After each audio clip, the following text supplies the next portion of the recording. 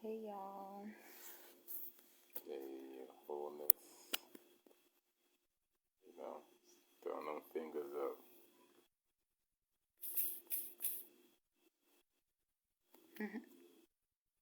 Hey, the flute, the air master himself. Thank you for joining the live, popping in 1, 2 times. Give thanks. But hey, by the way, Flute Smart, I'm gonna need some of those Bigo brother air interviews, on an archive somewhere. I don't know, but if you got that, holla at us, please. Thank you. Wait, how do I pin things now? Oh, okay. Oh, boom. There you go. Hey, did it. So we're gonna talk about why people turn away from veganism from, how do I take out the comments? Yeah, quote unquote, veganism, you want to call it plant-based, just the healing path, of eating lighter and all that, vegetarian and all that, as they call it, so let's talk about that. But in this particular case, it's about, plant eating, which is a lighter form of eating when eaten in a starchless way, especially.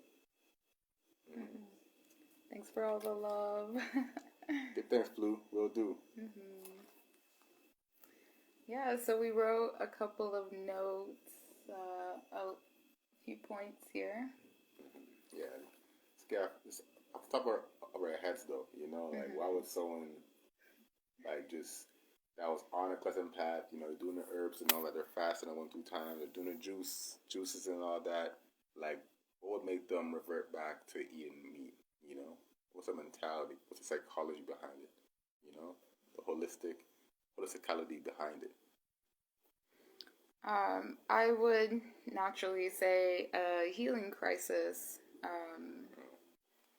is the reason why people revert back to meat eating from being a vegan, plant-based, fruitarian, whatever lifestyle they choose. Healing crisis. Mm-hmm. Like a lot of people, that do revert back and whatnot to, other thing there, Wait, I'm waving. Eating, plus-forming foods and all that, flesh foods and whatnot, animal flesh foods and all that. We gotta also realize we came from a long lineage of eating meat. So far that is so deep that it's at a point that we can't even recall or have any recordings of us when we were not eating meat at all, and eating a pure plant-based lifestyle.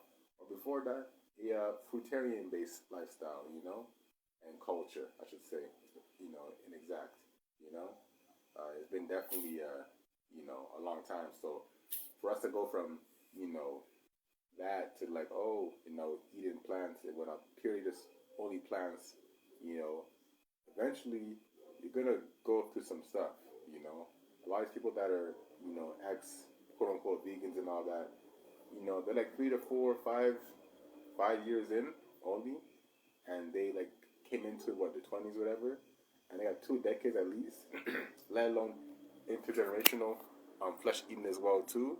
It's bound to happen, like it's a lot, like it is work. It's not no easy thing. You go plant based, wow, my skin looks so great now. No, you're gonna go through some ish doing this. We still got plenty of residue in our bodies that is not of a plant based origin. It is from a meat based origin, to the point where it's even into our quote unquote so called DNA, our tissues, and and all that. From the mothers giving birth to other beings and all that, and we're like, intergenerationally passing down, this fusion of toxins, into our lineage, So to get it out of lineage, you're not only cleansing out yourself, but a whole lineage as well too, So it is heavy. Yeah, bloodline. It is heavy. It is impactful, It is it is some work. It's not gonna be easy for you, easy for us at all, per se, Yeah, and through this healing crisis, one would go through elimination, and I guess these healing crises can include I don't know, like for fruitarians going fruitarian so quickly without the transition, losing their teeth. Yeah. Yeah, you got written down here Vanity as well. It's one point Vanity, acne, weight loss, etc. Yeah, So, and like with elimination, it's gonna come out through your skin, your tongue, your eyes, like your your organs, you know, because our organs are to help us get rid of waste. It's all part of the immune system. Every organ has a purpose. So yeah, one is going through elimination, which could result to headaches, fatigue, head brain fog. brain fog. Loss Thanks. of memory, low energy. Could be hair loss. And a lot of times people that go back to eating flesh, because again, when you eat poorer foods, you're not healthier. You're just suppressing the elimination. Where, yeah, you look better, quote unquote, in some cases from eating just Let me see if antelopes or whatever.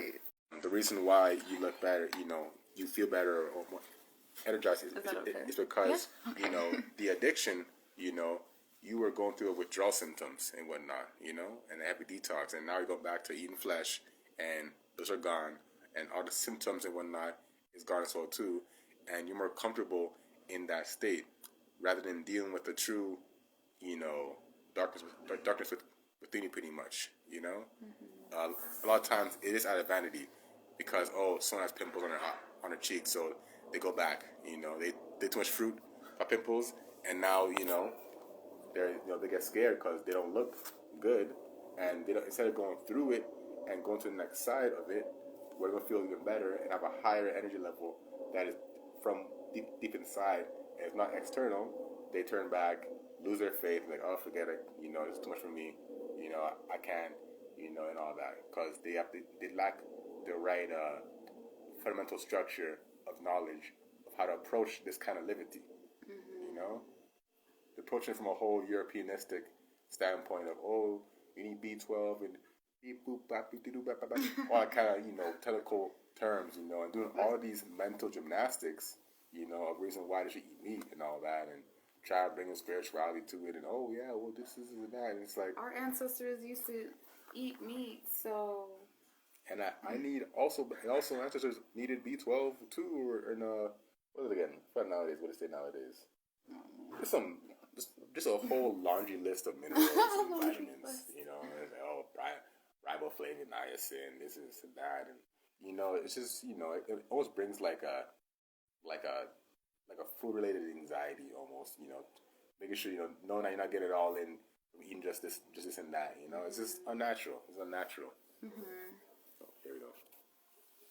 Yeah, I think vanity is definitely a thing, and going through eliminations, like let's say your skin is itchy, I would definitely assume like one would have a lot of acids in them, so you would need a green juice to help with that acidity, neutralize that acidity in the body, because these are things that are coming up because it's always been there.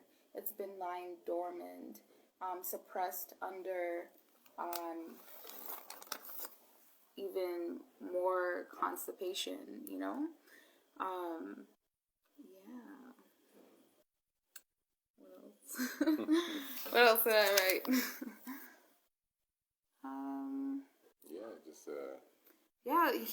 Healing crisis can look like anything to anyone, but it is like you're healing, and like crack addict, like they're going to crave these things that aren't good for them because it's based off of habits, because we're habitual people. So we're going to think that we need this, for example, when I'm sad, like what did I used to eat when I used to indulge in things that weren't good for me? It will be chips, it will be cookies, it will be pasta, it will be something, where it helps numb my emotions, my healing, because things come up, and it's intense, and it's intense spiritually, physically. We can't avoid it, it's going to come out. And I feel like a lot of people move away from veganism because of the intense elimination that they're going through. And now they're blaming it on not getting this nutrient, this vitamin, this, all of that. But even for women, we've been eating meat, but like for our whole entire lives. But they'll be like, oh, you're low in iron. Bitch, I've been eating meat breakfast, lunch, and dinner. What do you mean I'm low in iron, Anyways, that's the mental gymnastics we're talking about. Yeah, it's definitely a lot of spell play being done, where it's just like, we're such intellectual beings that, we're just trying to follow some kind of scientific, explanation to a reason why we should, be eating these, eating certain foods and whatnot, and just like, kind of just not, listening to the inner voice, in that case. Yeah. Just gonna look at the notes here. We did talk about karma from foods that we ate previously, like dairy. It's going to come out through pimples, gonna come out through our bones. They said it was good for our bones, but actually it's not good for our bones at all. Like, one of the symptoms for an indulgence of dairy is osteoporosis, that has to do with the bones. It actually robs your bones of its density, long story short. And there's even proven population statistics also in Europe compared to like somewhere like Africa, where Europe has a way higher population of people that have quote unquote osteoporosis, which is again a lack of bone density in the bones.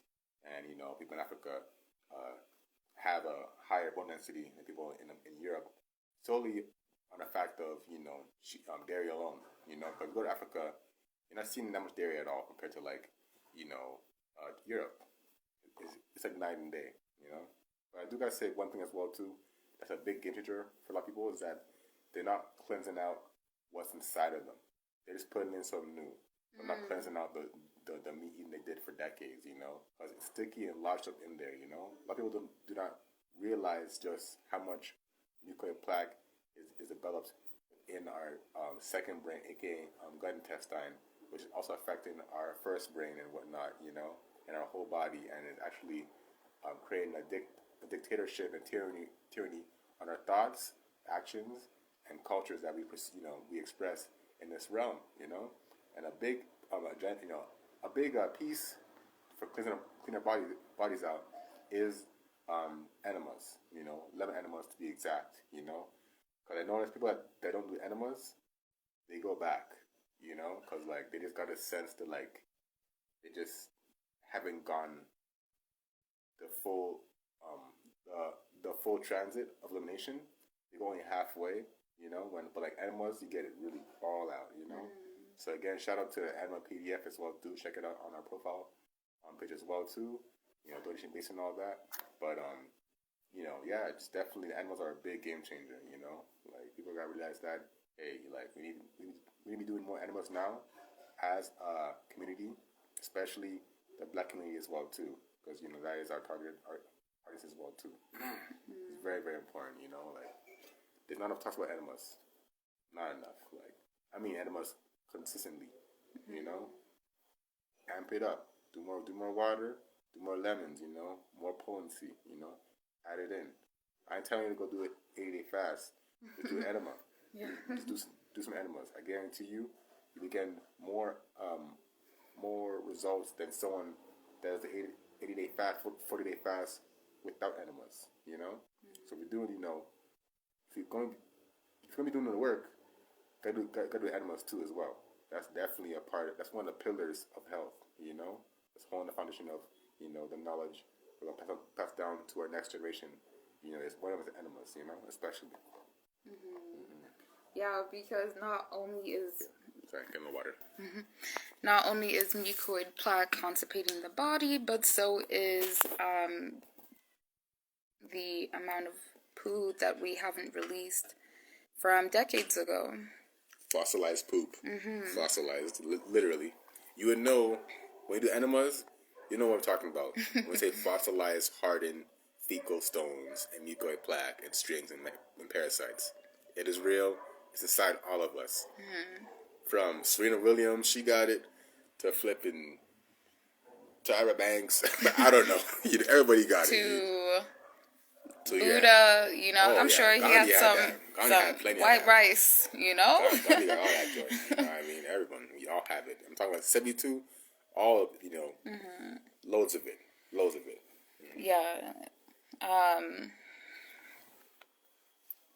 Yeah, and we can talk a lot about, like, vanity for sure, you know, like, not looking a certain way, not looking healthy, you know, but that is part of being healthy, is going through the healing crisis, because you have to purge that out, you know, the toxins, the things that you've been burying within yourself for so long. And yeah, we can talk about like the first gut, the second gut and whatnot, but like these things have been programmed into our minds for so long. Like when you're sad, you eat ice cream. When you're mad, you eat chips. When you're hungry, you have a Mars bar. So I'm getting passionate. It's a European culture. That's what it is, you know. Exactly. So it's been like programmed in your mind, you know. So it's really hard to like you know, like maintain, especially when one doesn't know how to maintain it and they don't have the social support to maintain a vegan, plant-based lifestyle. Especially the social aspect as well too, with friends, family, and all that. That's a big part, you know. Yeah, like you naturally get more support to pretty much kill yourself. Because that's just how things are in this lifestyle, like in this like diet, you know? Yeah. In its life cycle.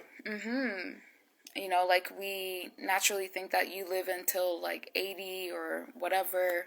These pills prolong your life, but you're in a wheelchair or you're in an old folks' home, can't do anything for yourself. So how is that life? You know? I gotta say one thing too as well, you know. I can go on. A lot of people, you know, be like, oh, well, my, you know, grandpa or grandma lived to 110 years old, this and that. We don't even say old, we say young, you know. That's our limit anyways, though. Hear that cat? Is the cat okay? Anyways, and yeah, you know, and he smoked every day or this and that, ate this and that, whatever. Of course, this is all about, you know, having the least amount of obstruction in your body. Because we have the least amount of residue in your body can breathe